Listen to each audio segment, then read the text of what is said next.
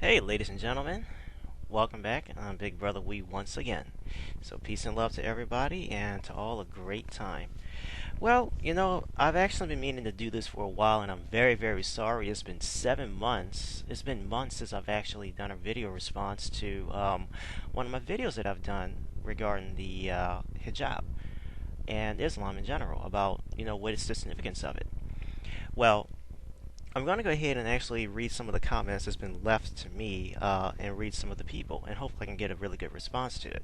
Well, one of them that goes by the name of um, Khalaf Ismail, and he actually wrote this.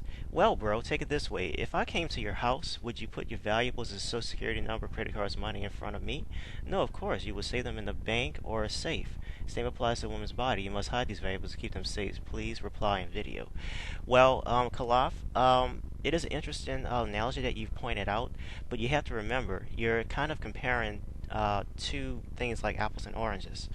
When it comes to protecting oneself, um, when it comes to protecting women, when it comes to protecting the body of a female or anything like that, of course, it's very, very intrinsic and has a great deal of respect in the process, and I understand that. I do agree with that. But I think that, but I'm actually going to get to this point later on as a whole, which is something that the men are pretty much guilty of in many respects. Well, I mean, your point still stands, but at the same time, you have to remember that their body happened to be closed so that, just pretty much for the most part, no distractions would come into fruition. Now, another statement would happen to be, let's see.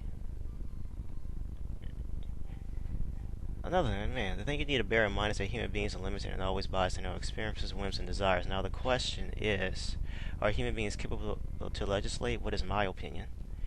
Yes, we've always legislated everything. There's never been a divine source of any regards. We as humans, be dependent on whatever our religious beliefs are, and this is actually from Abdullah 1924. Regardless of our beliefs or personal backgrounds, we always legislate or dictate what is considered to be acceptable, tolerable, right, wrong, or in between. Um, it's never ever is never really considered to be a mandatory particular thing. It's never been considered to be. It's pretty much required to maintain a stable society, and that's one of the things you might want to point out, though, Abdullah. And given the fact that we as human beings came up with structured societies, and we've basically developed them through our own senses on what is the best possible thing for everybody or for the majority, give them what they want in the process, but at the same time put some limitations and restrictions so that everything will remain in stability. So to some degree there is a great deal of liberty, but at the same time there's also a great deal of restrictions that you need to follow and adhere to in order to maintain a sound life per se. Um, so yes. And another person that goes by the name of SDFS255 is I don't what here's the thing that's really interesting that I don't understand about this particular person. He says, "Salam alaikum, thanks for your videos. I want to express my opinion about hijab. I think the hijab isn't mandatory for Muslims because of the new social circumstances. Um, I think that a woman with normal experience or any head cover is so respectable as any other woman with a head cover. The essential thing is her education and behavior. I know some cover girls that have hijab and boyfriends, so hijab is in a more appearance. Actually, for someone who actually have negative, well, I gave him a thumbs up for it. Who have negative too, because of his response. It seems to me there's been a lot of conservative people that are against this particular person's opinion, but he does have a very strong point, and I will point that out quite significantly. And I will say that with absolute certainty because he basically addressed that, modesty is subjective on a whole level, on an entire level. Subject is pretty much subjective. You can dress in, nice fitting clothes, whatever makes you feel very comfortable, but at the same time you can hold a great deal of respect. You don't have to cover yourself up to the point where you look like somebody in a diving suit or look like a ghost, but you can still maintain that kind of thing as long as you actually show that you are educated enough and your behavior is very appropriate for society to really look at you as a respectful person. So you don't need to wear that hijab, which is not really necessary. So I'm going to get to my answer about that more in depth. So SDFS actually has a pretty good point there. The response from Numbers, the commandment of Allah, creator of heavens and earth, so my Lord commands women to do so. Well, actually, the thing is this, though, Numbers, you're kind of contradicting certain things about the ideas of liberty and freedom. There are some women who are Muslim who actually believe that it's not really necessary to wear hijab, since certain countries that are, for the most part, based on Islamic rule, don't really need to wear it. It's just an option. So, in many cases, um, and not to mention, they also recite their particular passages in the Quran or thereof to say that this is a certain way and this is not a certain way. Uh, it's not really mandatory to maintain respect or modesty in society. But by the way you've actually presented yourself, though, Numbers, you make it sound like it is a form of oppression since someone is forcing somebody else to do something, and that's not a good thing. Um, there's another person that goes by the name of DM Borders, but then again, this is actually a little bit irrelevant to something. Um,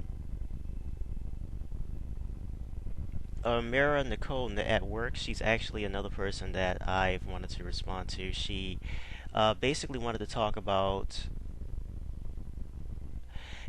considering that her situation is that she is a Canadian born from Muslim parents, and she was raised by Christian Christian and atheist parents, and she started to wear it. Well, that's a particular lifestyle that she wants to adhere to, so it's more of a personal choice after all.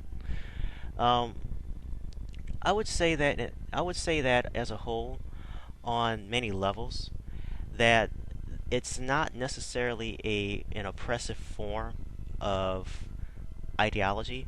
I would say that it's more of a personal choice. It's just when you force somebody to do that. But another thing, though, I want to get back to Kalaf's response.